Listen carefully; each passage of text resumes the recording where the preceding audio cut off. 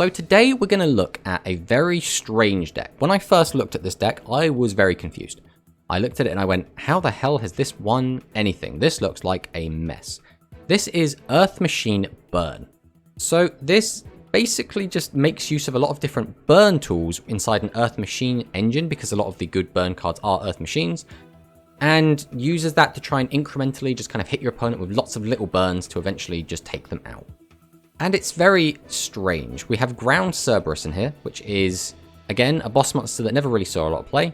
2400 attack is a bit low, which is not very useful, but we can inflict damage to our opponent equal to the number of face-up Earth Machine monsters on your field times 300. So again, if we get out 3, 900 damage, and again, it does all add up, so we're on 2 of those. Next up, we're on Tomatosaurs, which is another strange monster. So, as long as this card's in attack position, we can toss a coin. If the result is heads, this turn it gains 1500 attack, which puts up to 34, and 34 is a pretty big number. And your opponent cannot activate trap cards when it declares an attack. If the result is tails, change it to defense position, and it does have a big butt at 2500. So this is usually going to be used to just kind of stall, but occasionally can get that little bit of extra damage in. And again, that's what we're trying to do. We're trying to find little bits of damage, little bit, and it all adds up. Next up, we're on 3 Dark Lurker. We can send top card back to the graveyard, destroy a spell trap, and then inflict 1000 damage, then return this card to our hand. So we are also playing Leo, which means we can use Leo's effect to force a back row onto our opponent's field, and then use Dark Lurker's effect, possibly multiple times during a turn.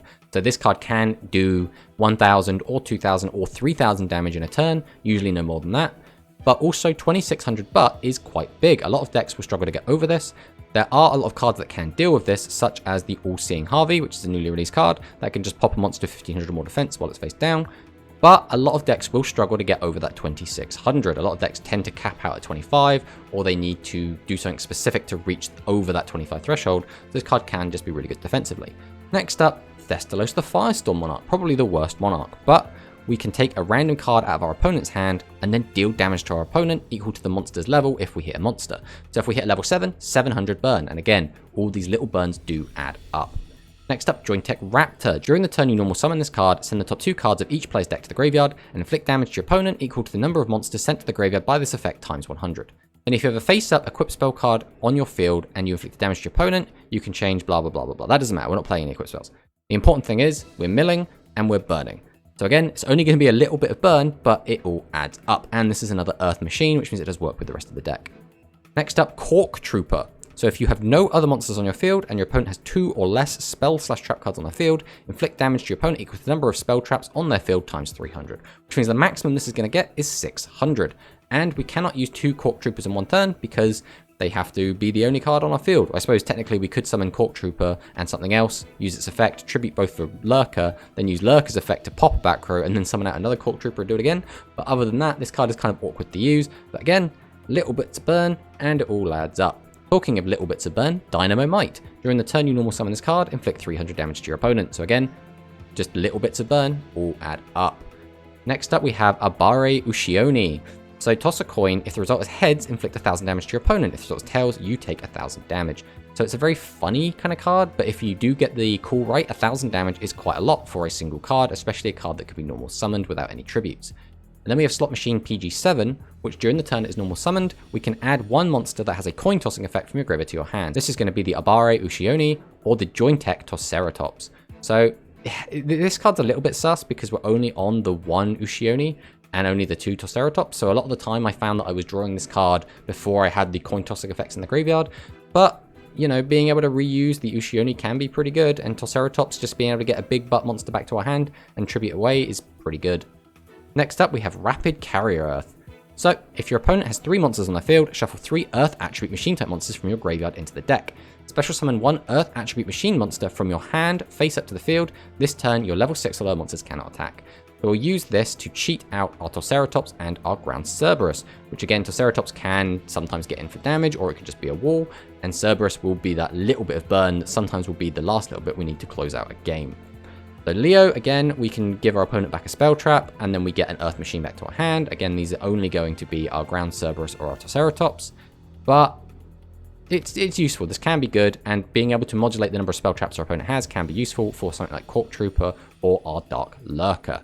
Next up, Craft the Drone, a consistency tool. We'll get rid of a card, draw a card, can be really useful, and it's an Earth Machine, which again, the deck wants a lot of Earth Machines because it has a lot of synergy.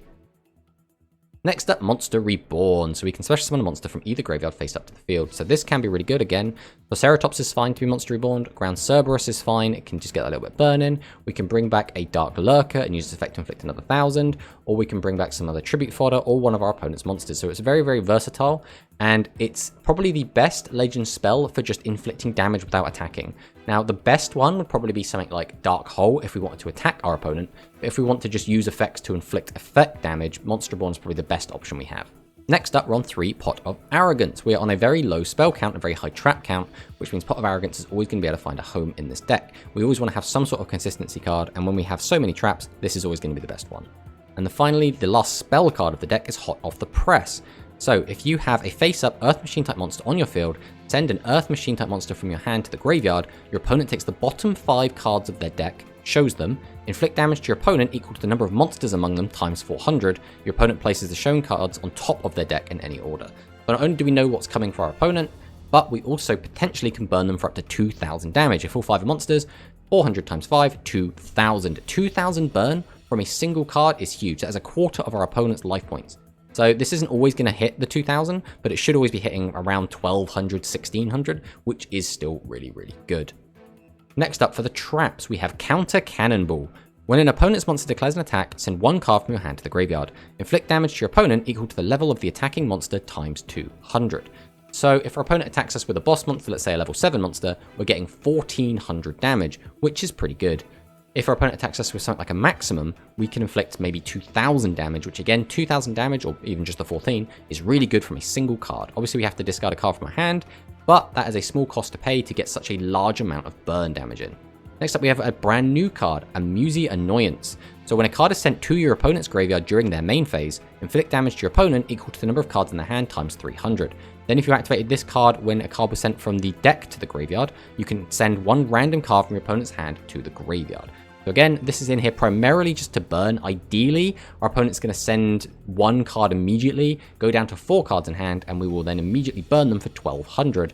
But if your opponent does immediately send a card from their deck, let's say they have a monster on the field that has a cost to mill a card from the top of their deck, we can pop this and immediately hit them for 15, which is pretty good, and then take a card out of their hand as well, which can be really, really useful. Again, just another big burn tool. And this card is played at 3 instead of the counter bomb because it doesn't have the cost of discarding a card, which means this is just free damage, whereas this is cost damage. Next up, Magic Cylinder. Now, Magic Cylinder is fantastic, right? This card is always going to be the best, and in a burn deck, it's going to be even more useful. Not only does it do everything that you need a Legend Trap to do, it can blow out games, it can just steal games, but we can also use this on a weaker monster just to get a big chunk of damage, and it all adds up. That's what this deck wants to do. Death by 1000 cuts. We'll just keep burning, burning, burning, burning whenever we can. Finally, we have Jointech Ignition. This is a bit of an interesting inclusion.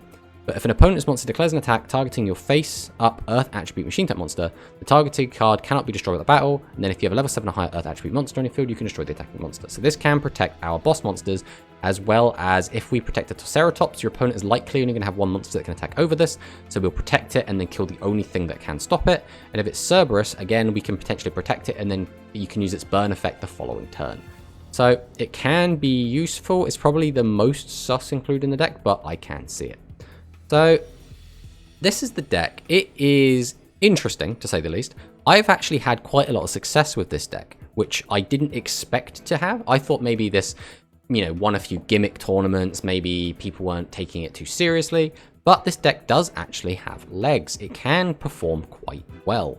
And opponents are not always going to enjoy playing against it because effectively we are playing 5 monsters that want to just sit in defense mode and stall out the game, which a lot of people aren't going to like. And people in general don't really like burn effects because they're very uninteractive.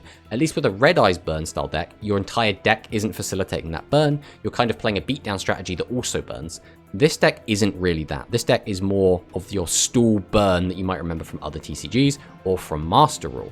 So I think this is not going to be a deck to make friends, but if you really want something fresh, something interesting, this might be the deck for you. One of the big problems I've ran into playing this deck is Jinzo. A lot of this deck is trap cards, and a lot of the way to get a lot of damage in is trap cards. So if your opponent just slap down a Jinzo, you really don't have a ton of ways to deal with it. Ground Cerberus can crash with it. If you get the toss right with Triceratops, you can kind of deal with it.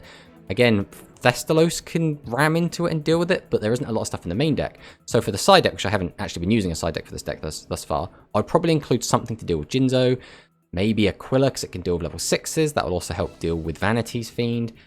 There's a lot of other things that we could probably include in the side deck. Things like Prison is probably a really good inclusion. Just things to kind of deal with the current meta. But you've got to think a little bit differently when you're playing a deck like this. Because again, we're not playing to try and beat over our opponent a lot of the time. We're playing to stall out the game, to try and slow it to a snail's pace, to slowly burn our opponent over a long game.